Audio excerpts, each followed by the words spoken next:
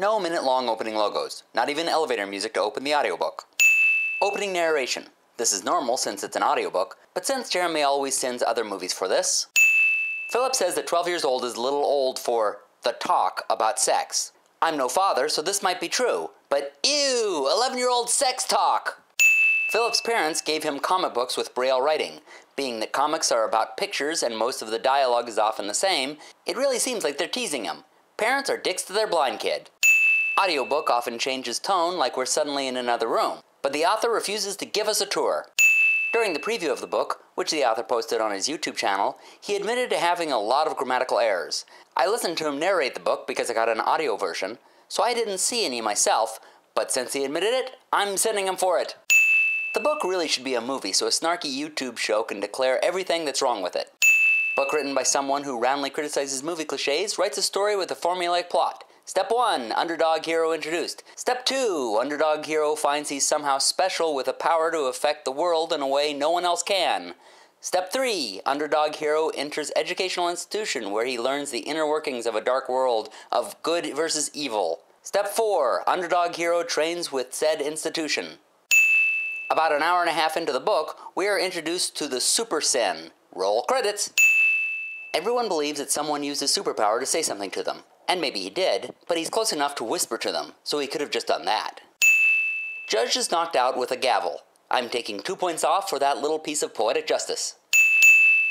Oh, it's the Super Sim, as in the simulator, not the Super Sin, like the title of his show. My mistake. That's 1 sin off for him, and 1 sin for me. Heck, I'll give myself another for that bad pun I just told. The kids witness someone apparently splitting into 2, then 3, then 4, etc. They're surprised by this even though they live in a town full of superheroes. Bad guy tells the heroes his plan cliché. I know the book basically admits that it's doing this, but it's still a sin, damn it! While listening, I noticed that Jeremy, the author, would make a good Kermit the Frog. He doesn't naturally sound that much like Kermit, but when he does a voice, I'm convinced that he would do a great Kermit the Frog impersonation. This is not a problem with the book, but a sin that Jeremy has not yet been cast as Kermit the Frog.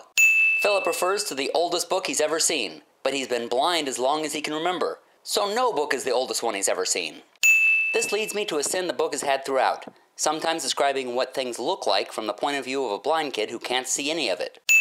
Bad guy gives a book to a blind kid that is not in Braille. Finch is also a dick to blind kids. An antagonist has them pinned down by shooting fireballs at them. The kids take several minutes to arrive at the solution. Why hasn't the antagonist tried something else? Or left? After 1 minute? The superheroes have simulations where they train, but they use real powers, even lethal ones. This is like the military using live ammo in simulations. Even with expert superheroes, fatal accidents are not only possible, they're downright likely. Besides, how are heroes or villains with only lethal powers, like fireballs, supposed to fight in the simulation without actually harming each other? Handicapped kids are banned from being in The Sims. But their handicaps were not the reason for the tragedy that caused it. The accident that happened would have happened with completely able-bodied people, so why wouldn't this happen all the time with regular people? A teacher says to Philip, "Look at this guy, look at this guy," revealing how everyone has troubles. Philip is, of course, blind. The teacher is a dick to blind kids. Blind kid gets an email newsletter. How does he read it? Computers are dicks to blind kids. Guys are in New York for less than a minute before a crime happens. Convenient crime is Wait, it was New York City? Oh, that's completely normal.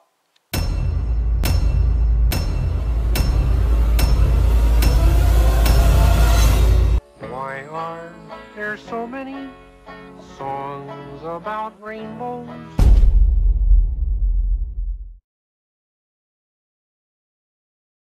And then realization suddenly rushed in. A blind kid, a kid in a wheelchair, the same classroom all day long. I had been placed in a class for disabled kids, and for the first time ever, though not the last, I regretted being a custodian. And the job apparently came with quite a salary. How rich were they? Well, for starters, our sleepover was held in the guest house, which was a whole second house in the backyard behind the first house. "Hello again," he said simply. His voice was as friendly as his presence was creepy. Instinct kicked in, which means we screamed like girls and ran away from the old man.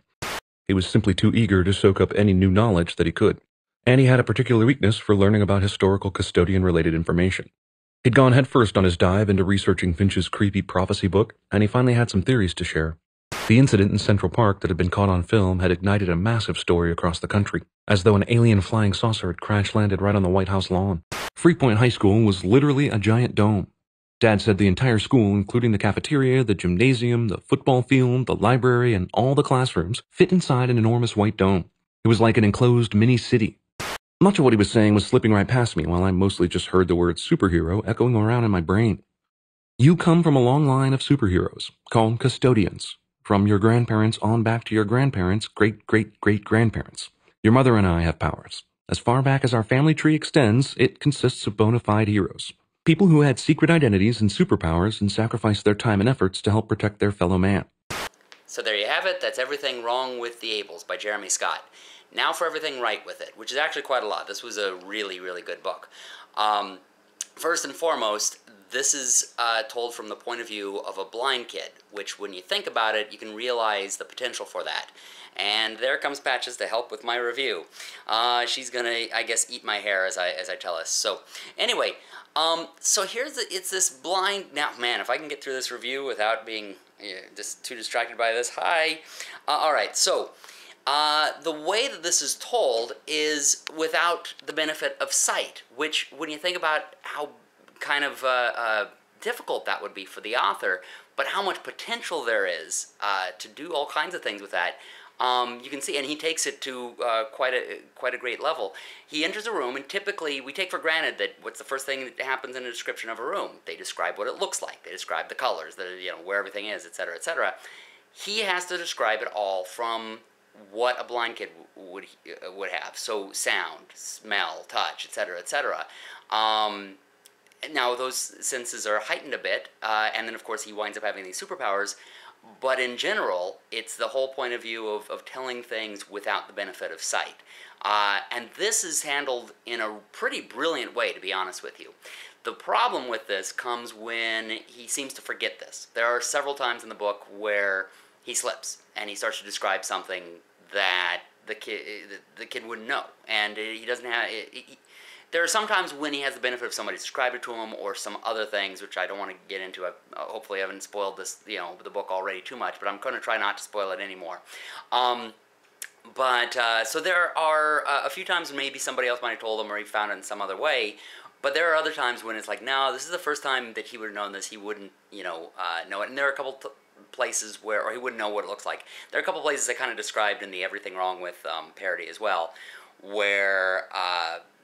essentially, he says it's like the oldest book he'd ever seen or something like that. It's like, dude, you've been blind ever since you can remember. You wouldn't have seen any books. So little things like that are slip-ups. They're disappointing because it's so brilliant most of the time, but so it pops out when he makes that mistake.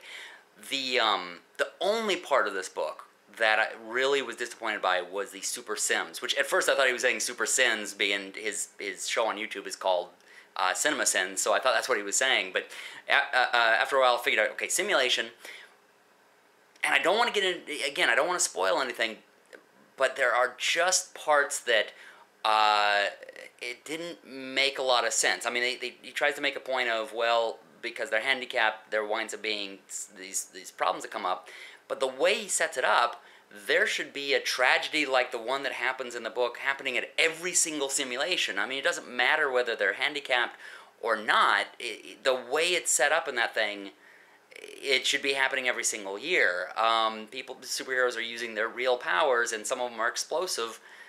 Things should be happening, every single time. And then there's like a description of this guy is pinning somebody down with his fireballs for several minutes.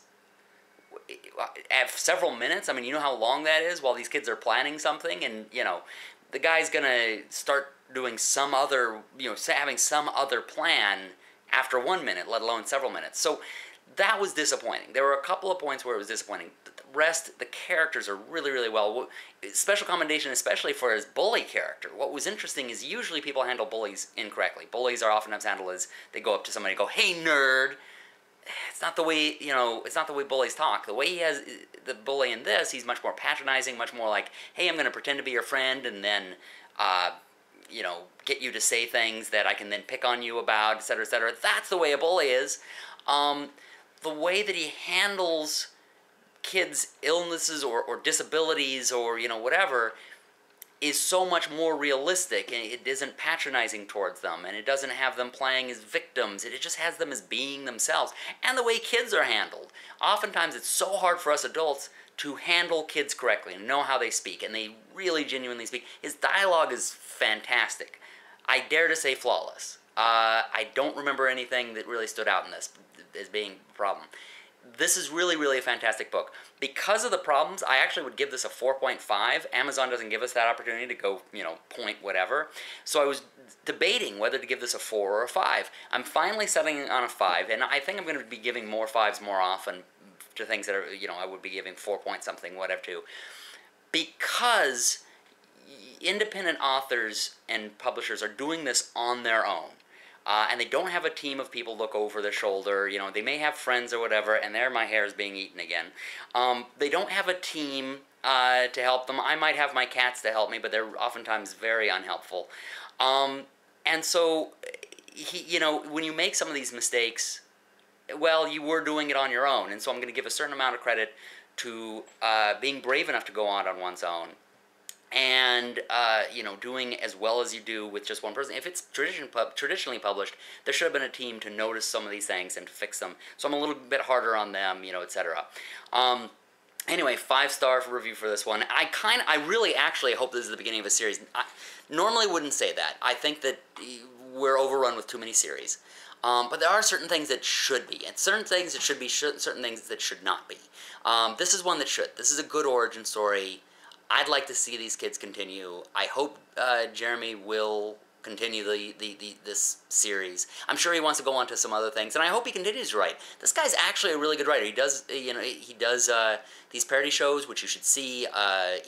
He also does these letters, Dear Hollywood. And as someone who lives in the Hollywood area and has worked in the film industry for almost 20 years, trust me, he gets it right. He knows. He's guessing what Hollywood's like. And he's absolutely right. Definitely watch those, but encourage him to keep on writing. I certainly hope he will. All right, with that in mind, it's time to go into my weight thing again, see how much I lost or gained. I probably haven't lost too much. In fact, I probably gained some because I was in Lincoln, Nebraska during the flooding. Didn't go out a lot. The treadmill was broken. So let's take a look here. All right, scale, you don't like me and I don't like you, but, let's try this thing. Let's see how I've done. For those who don't know, I've been walking while reading and seeing about losing weight. Oh my goodness, and I think I lost 2 pounds. I forgot what it was before, but 209 and feeling fine. I think that is below what it was. Well, hey, I guess that's what lack of exercise and Amigos tacos and cheese Frenchies will do for you. So, new diet plan, but I guess I will be, still exercising anyway now that I'm back here in sunny Southern California. And here is my next book. It is Curse of the Fates by Sidney Olson. It's about a kid who is unable to grow hair. I guess I'm doing kids with disabilities these days. But anyway, met this author while I was on tour with my own book, Two Gun Heart, shameless promotion. I was there because of, that's where Al Capone's long-lost brother, who was a prohibition officer, lived, and so, of course, that's what my book was about, so that's where I was doing it. Anyway, so check that out on Amazon, Two Gun Heart, and also check out The Ables by Jeremy. I've forgotten his last name. I'll put it on the thing below, and watch his show as well, Cinema Sense. All right, well, thanks for watching, and read more independent books. Oh, yes, and if this is turned into a series, there's one requirement. No capes.